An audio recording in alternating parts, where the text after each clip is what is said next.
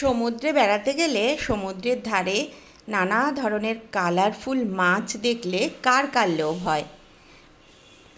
আজ আর সেই রকমই পমফ্রেট মাছ দিয়ে একটা রেসিপি করব।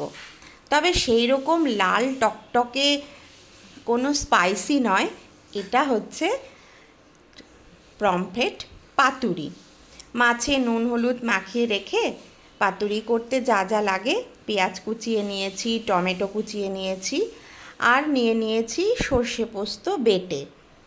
এবার মাছগুলোকে ভেজে নেব, এপিট ওপিট করে বেশ একটু ভালো করেই ভাজবো।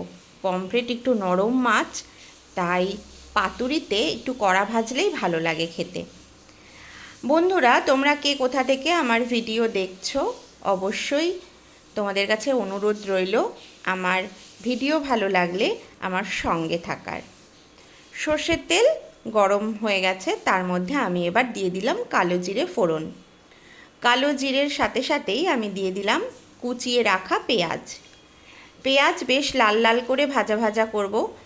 ভাজা হতেই আমি এর মধ্যে অ্যাড করব চেরা কাঁচা লঙ্কা ও একটা টমেটো। পাতুরি আমাদের নানা ধরনের হয়ে থাকে, তো আজকে আমি একদম সিম্পল রেসিপি, কোনো তেমন ঝামেলা নেই, কিন্তু অসাধারণ খেতে হয়। মশলা দেখো সব ভাজা হয়ে নরম হয়ে এসছে, আর অনেকটা জলও শুকিয়ে গেছে, টমেটোও নরম হয়ে গেছে। এই সময় আমি এর মধ্যে আন্দাজ মতন হলুদ দিয়ে দেব। এরপরে আমি অ্যাড করব জল। মশলাটা জলের সাথে ভালো করে মিক্স হয়ে যাবে এবং ঝোলটা ফুটে উঠবে। স্বাদ মতন দিয়ে দিয়েছি নুন, দিয়ে এবার আমি অপেক্ষা করব ঝোলটা ফুটে ওঠার। তোমরা কে কোথা থেকে দেখছো আর তোমরা কি কি রেসিপি জানো, অবশ্যই কিন্তু আমাকে একটা কমেন্ট করে জানাবে। এরপর আমি এর মধ্যে দিয়ে দিলাম পমফ্রেট মাছগুলোকে সেদ্ধ হবার জন্য। এই পাতলা ঝোলটাও কিন্তু খেতে ভীষণ স্বাদ হয়।